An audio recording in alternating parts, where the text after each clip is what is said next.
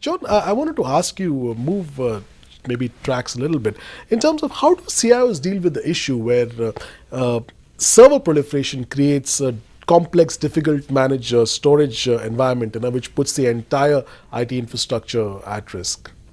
Well, server proliferation, along with that goes the data that has to support that server and those applications. What I see globally, and what's been happening over the last 5 years, is a massive consolidation effort where our customers are looking at their servers with the direct attached storage inside of that server and deciding to consolidate their applications onto a storage area network, a SAN. Behind that server is the network connected to the data that application requires to be successful. And so what they're doing is consolidating servers, then their network connected to the data, and so multiple servers have access to that data on a storage area network. And because of all the things that we've been talking about around ease of provisioning, scalability from a single terabyte to thousands of terabytes, data protection, tiering of that storage, thinly provisioning it, and meeting regulatory and compliance requirements, they're able to do all of that within the SAN architecture, transparent from the SAN, so that when the servers are processing their application, all of that work that's going on in the background is being managed automatically by the storage device. That's a major change in managing data. Sridhar, coming back to you, I wanted to focus a little bit again on the compliance part. I think John also again alluded to it. How does this approach really help CIOs deal with the compliance tangle? And especially in an era where I think compliance is becoming a headache for quite a lot of CIOs and of course CEOs themselves. Yeah, it's actually a massive headache. Most of the audits takes place, income tax or service tax audit takes place after a couple of years of filing the balance sheets the year end.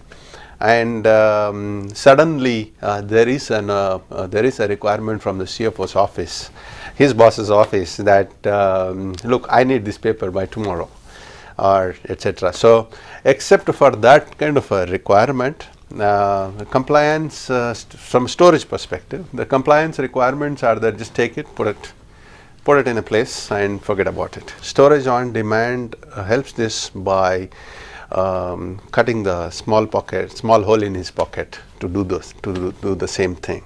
Obviously, storage on demand is the most cost-effective method of handling data, and it will be able to the cost per unit will come down drastically. There is specific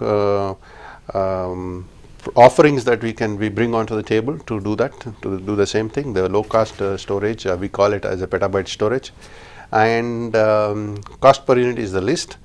At the same time, whenever the CEO demands, yes, it is made available to him. I think it solves. That's our approach of solving his problems.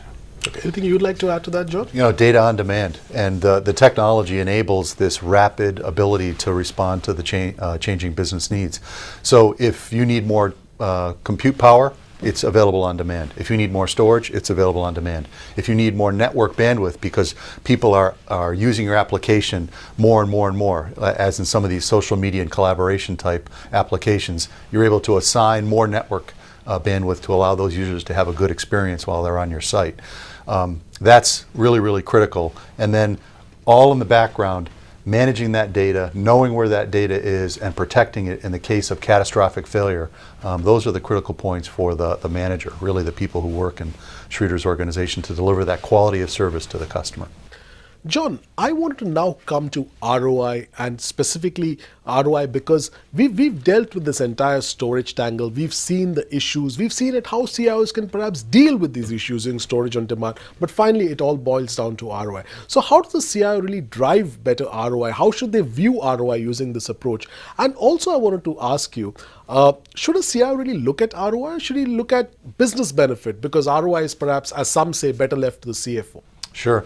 I think they're all interrelated. If you were to plot the number of people and the equipment that is required to deliver a service level to your business or to your customer, to your client, you can baseline that.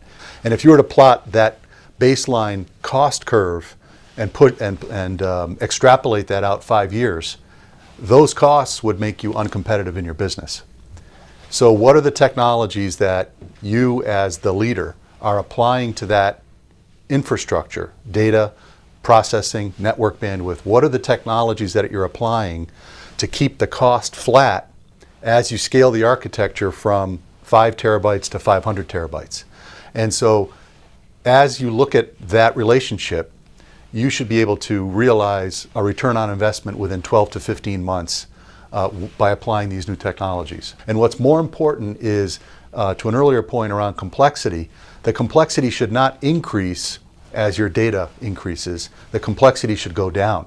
You should be managing more data, more computes, more network bandwidth with the same people and at a decreasing amount of complexity on a per unit basis. So those are some of the dimensions that CIOs, CFOs, and CEOs all have to sit at a table together and measure every year as they talk about budgets, as they talk about the plan going forward, because the IT budget, two very important things about IT. One is that the IT budget is a very significant part of the operating expense of a business today, and growing if you're not planning carefully. And the second thing is that information technology is, and in some cases can be, a competitive advantage for a business. There are businesses that have gone from nothing to number one in their markets because of their IT technology. So that is a key core differentiator for the business and something that you have to manage and weigh very, very carefully. So gentlemen, I think we've had a fascinating discussion today. We've looked at various elements of storage, right from the challenges the business brings to the table, as well as how we can deal with them. And of course, we've ended wonderfully by looking at how businesses can drive greater ROI and how they should approach ROI itself.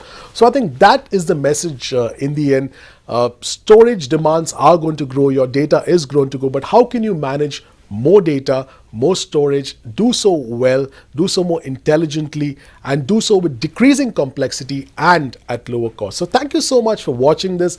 Please do keep logging on to biztech2.com for more such webinars.